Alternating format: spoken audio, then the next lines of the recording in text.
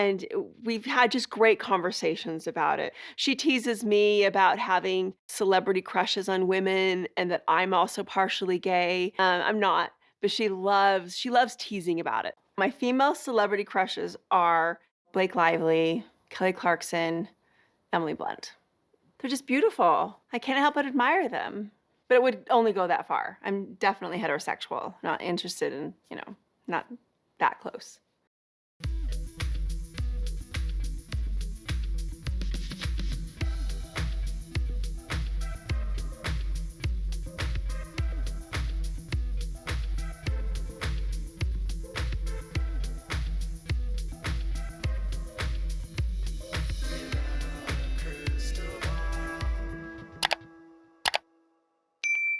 Hey everyone, it's Katie from Without a Crystal Ball. Welcome back to my channel. It is Thursday, October 13th. I said it was Tuesday. I'm losing the track of my days.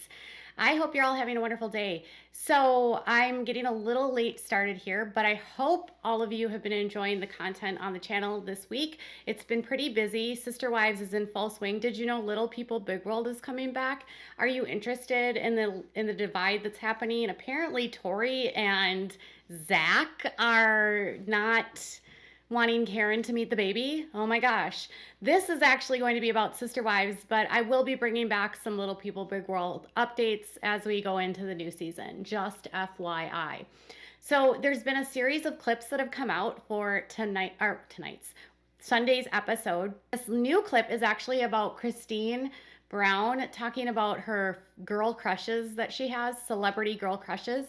But the discussion wasn't just about girl crushes. It was about her daughter, Gwendolyn, and her coming out. And then it was also a discussion of Cody blaming Christine for his failed relationship with Isabelle. So there's a lot to unpack with this video. So let's start here. I would love it if you haven't subscribed to my channel to consider taking the plunge and hitting the subscribe button to subscribe to my channel. Also, if you could, I would love it if you could give me some thumbs up here if you like this kind of content, and make sure to leave some comments if you have something to say. Don't forget on the way out to also turn on your notifications so you know when I go live. And I'm doing these reminders every video because I forget otherwise. And a lot of you have been grateful that I've been doing this, because some of you said, I checked my subscriptions and I wasn't subscribed anymore, Katie, or thanks for reminding me to check my notifications. So I'm just gonna keep doing it. So if you need to wait until the end to leave comments or give me a thumbs up, you're undecided, no biggie. Okay, so let's talk about this new clip because it's all about Christine and her daughter Gwendolyn, and then also Isabelle. So Gwendolyn makes her first appearance in speaking in this episode, and it's about her attraction and who she's attracted to. Isn't it so silly in this day and age that we have to have these kinds of conversations? I honestly wait for a day and time when who you love and who you decide to marry is not something that defines who you are, and it's literally just accepted. Like there doesn't have to be a coming out. There doesn't have to be anything, because we will just accept people for who they are, right? But we aren't there yet. But here we are in a polygamous society that didn't actually ever, if you were in the AUB, they would not be accepting of this, by the way. So Christine embracing her girls, her daughters here, is amazing. So it's all about Gwendolyn not being the best jokester, and how when Mariah, who now goes by Leon, so this is a little bit tricky because we're not supposed to use people's former names, but on the show they're still referring to Leon as Mariah. So, and if you're confused, Mariah now goes by the name Leon. So let's start with this clip. Can I just say, Gwendolyn's humor is 90% of the time inappropriate and uncomfortable. Isabelle stressed out enough that I don't know what this is going to do. That's very nice. Oh no, that's very nice. You. A big boy. Sorry, what do you mean? Isabel, what? It's Pride Month. You can't talk to me like that. I'm bisexual. I'm not only attracted to women, I'm also attracted to men and people that fall under other gender spectrums. So two sisters that are like having some arguments because of packing and stress and whatever and what have you, and Christine's like, Gwendolyn's sense of humor is never appropriate, and Isabelle's already very stressed out, and Then they're going back and forth, and I don't really know why they're fighting at all. And it seems like mellow, to be honest. And then she says, Gwendolyn says to Isabelle, you can't be mean to me. It's Pride Month. And then Gwendolyn shows up on the scene and says that she's bisexual and explains who she's attracted to. I mean, this is already known. She's got a girlfriend now that she lives with, and she's been pretty open about her preferences on social media. So, I mean, it's always like we're so far behind on the show, but I'm really glad that she's able to speak her truth and do it in a confident way. And I'm just always proud of the way that Christine responds. So check out what Christine had to say. When Mariah told us that she was gay, immediately I thought, oh, so was Gwendolyn. I knew immediately. And we've had just great conversations about it. She teases me about having celebrity crushes on women and that I'm also partially gay. I'm not. But So apparently when Leon, now then Mariah, came out to the family and shared the fact that she is gay, that helped Christine sort of understand Gwendolyn in a new way, and said that that's like where she realized, oh, Gwendolyn is too. So apparently that understanding has enabled her, Christine, and her daughter Gwendolyn to have some honest conversations, and she said that it's been like a really positive experience for her, even to the extent that Gwendolyn will joke with her that her mother is a little bit gay because her mom has celebrity crushes. And this is actually, I don't know, this is huge. I don't know if you understand, because Christine's coming from a background of, they're very not accepting of the LGBTQ plus and the AUB. And so growing up in that environment, they're very scared of LGBTQ plus population. And they have a lot of, discrimination against them, along with bias and bigotry. And so for her to even acknowledge that she has celebrity crushes, even in the extent that it's like she's acknowledging that other women are attracted to her, not that she's even by any means would go beyond saying another woman is attractive, which, by the way, it's healthy. Don't we all have some sort of celebrity crushes like that? So the fact that she's admitting this is so amazing to me. Like, could you imagine this sort of conversation happening with Christine 10 years ago? I would never have been able to see that coming. But let's see what else Christine has to say. I'm not, but she loves teasing about it. My female celebrity crushes are Blake Lively, Kelly Clarkson, Emily Blunt. They're just beautiful. I can't help but admire them, but it would only go that far. I'm definitely heterosexual, not interested in, not that close. Well, interestingly, she has celebrity crushes on Kelly Clarkson. She also likes Blake Lively and Emily Blunt. I actually had to look up Emily Blunt because I didn't know what she looked like, and they're all blonde currently. Does Christine have a thing for blondes? Well, she married a blonde Cody, and she's blonde, so maybe she likes blondes. Kelly is gorgeous. I give her that, and so is Blake. I actually was not familiar with Emily Blunt. How do I not know who Emily Blunt is? The name is familiar. Is she an actress? I think she's an actress, but she's also very pretty. She seems to like blondes. So if she had a girlfriend, it would be blonde, or she would be blonde. But isn't it funny how she has to qualify it that she wouldn't go any further than that? You can still tell that there's like a little bit of uncomfort in her having that conversation. But again, the fact that she's even acknowledging this in a world where they believe that if you're gay, you'll go to hell, and it's like worse. It's like a sin that's as worse as the worst. It's truly a mark of how far she's coming. And I'm here for it. Like, whatever she needs to do to continue to open up her horizons and expand her life, I'm glad that she's able to have these open conversations. And it's refreshing to see a former fundamentalist woman embrace that and be okay with saying that. So yay for Christine on that. But then the conversation will get shifted, not to Gwendolyn and her, but now on to Isabelle moving. Check it out. How big is your room at Maddie's, No, but it's very pictures. And then it's a bathroom you share with Evie and I'm not bringing anything other than my clothes. Cody got her a car. It's a good and reliable, so we can drive across country. I talked to Cody, invited him to do it with us. I would totally adjust whatever plans if he wanted to come and if he could come, but he's not coming with us. Okay, so Cody gets her a car. And Isabelle got a car for being sweet 18, never been kissed. Did you know that Cody actually sells used cars? I found out about this from someone that is related to his business partner, Brian, who happens to be his best friend. Apparently, Kody and Brian have been selling used cars for years. They actually had a lot in Vegas and apparently had one in Utah for a while. And I don't know if they have one in Arizona, but the reason why Kody has so many different cars, if you've noticed on the show, is because he literally sells used cars. They go to auctions and buy cars and then resell them.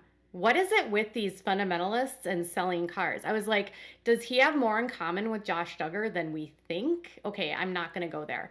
But of course, Kody isn't going to bring them or go with them. Because why? He was just at a party with the whole family. Why can't he drive cross country with his daughter to bring her to Maddie's house? So he's missed her surgery and now he can't drive her cross country. Does Kody actually do anything to help anyone? He's helped other children move. Why Ysabel? You know, anytime I spend time with Isabelle, I spend most of my time doing a lot of work to draw her out of herself. I don't know what it is. I don't think that I'm that big an ogre. I don't know why she's not talking to me. I'm open to her. Kody doesn't know why his 18-year-old daughter is not talking to him. When we all know that this 18-year-old daughter was heartbroken and crushed because her dad could not be there for her on her surgery and could not make an effort to see her when she was dealing with her surgery and recovery. When he'll do the same things for other kids. And so I don't know why I have to find so much time to draw her out. I have to draw her out from herself. No, dude, she's putting up boundaries and setting up boundaries because she doesn't trust you, dude. You let her down. And I bet you even if she told you why she's upset, you wouldn't even say you're sorry or acknowledge that her feelings are valid. But let's just see what Kody has to say. I don't know what it is. You excited? I'm excited, yeah. I'm sorry I can't go. It's okay. You're not going to become a bitter old housewife? No. Because I your guess daddy didn't do this not. for you? No. I think Isabelle is probably hurt that I didn't go. But there are people depending on me, more than just Isabelle. It just wasn't going to work in this case. I would have done it if we wouldn't have had the COVID thing. But once again, Christine sees this as an excuse. She sits there and talks to the kids. She has their ear. I do not have their ear. Cody's all, I don't know why she's upset with me. Oh, wait, it could be that I didn't show up for her surgery, but I would have done it had it not been for the COVID. He used COVID to blame a lot of things. I just want to tell you guys something. I have a child that goes through a lot of the same stuff as Isabelle, not all of it, but has had to go into the hospital during COVID. And guess what? When you love your kid and they're going through something and they need to be hospitalized or have a procedure, regardless of the parameters, you do what it takes to be there. Is it fun to have to go through the testing and the COVID testing and all the swabbing you have to do and the high masks and everything to be with your kids? No, but you do that. What was more important at home? Hanging out with Ariella, your 4-year-old who will literally not remember 5 years from now about this, but Isabelle will never forget this time in her life where you didn't go. And now you're not going to drive across country. Why? Why? You have COVID as an excuse for everything, but I guarantee you if it was reversed and it were Robyn's kids, they would not get missed. He would not miss anything for them. He wouldn't miss driving them anywhere. He wouldn't miss taking them anywhere. He wouldn't miss doing anything for them. He wouldn't miss it. But he will for Christine's kids. And again, I feel like it's to punish Christine because he doesn't like her. But he's also punishing Janelle's kids in the same respect. The facts are he's treated Robyn's kids different from the day they entered the marriage and the ones that he's adopted, and then his 2 that he has with Robyn, he treats differently than the rest of the children because he basically lives with her full time. And I just want to be clear about something. Some of you guys think that I'm always super hard on Robyn. First of all, I just want to say this, Robyn is 100% a victim in the situation. She's also a willing participant in Kody and his alienation of the other wives. And she for sure one-ups herself and makes sure that in her own right, she gets the time with Kody that she needs and knows exactly how to play the game so that Kody gets she gets all of Kody's attention. She's a willing participant in making sure that she gets what she needs. That doesn't mean that she's not a victim in the situation because polygamy is horrible to women. She's surviving in the way that she can. That doesn't mean she's a bad person. It's up to Kody. He's the one that's supposed to divide his time. But he's picking Robyn because she's obedient and she's the fresh meat. Remember that. If the tides were turned and he were to take another wife, Robyn would start to feel like the rest of the wives. It happens all the time. Do I fault Robyn in this position? No, the fault goes on Kody because he's the one that is like, well, I can't be away from Robyn's kids. No, that's what you're choosing. He's choosing the least resistance. How hard would it have been to be there for your daughter? The best thing that came out of that for Ysabel and for the girls was that Christine learned that she didn't have to have Kody. She didn't need him anymore. She could live her life without a man and she could be independent. And if Ysabel missing her dad at her surgery meant that Christine gained her freedom, I say it's a win. And then Ysabel sees exactly the kind of man that her dad is and knows he can't be trusted. I think in many ways, Kody showed to her who you are. And once you've let down your daughter in that way, and once your daughter sees who you are, it's a really big uphill to climb to repair that, especially when you say, well, I had other kids to think about and other people to think about. Here's a thought, Kody. You had 13 kids by the time Robyn came in. And now you added 5 more, so you have 18 children. You didn't have time for those 13 kids but you added 5 more.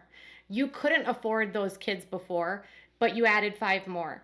You had bankruptcies that you all filed. You had people using food stamps. You were gaming the system and you were running from one place to the next to get away from creditors, allegedly. You couldn't take care of the family that you had then, and then you took on 5 more. Stop having children that you can't take care of. Stop adding people that you can't take care of for your quest to become a god. The losers in polygamy are the children. They're the ones that grow up as a number without parents because their parents are frazzled and worn thin. They grow up around dysfunction and arguing and fighting. They see unloving and abusive models for relationships. It's the kids that lose. And they win when their moms actually stand up for them. And in this case, Isabelle and the rest of her daughters win because there's finally a woman that is sticking up for her kids. And I'm with Christine on this all day. But does that mean that everything that Christine does is amazing? No. But when a woman leaves fundamentalism, we will always cheer them on. Kody blaming Isabelle for not being stuck inside is again another way that he will not take responsibility. Tell me what your thoughts are in the comments below. Bye guys.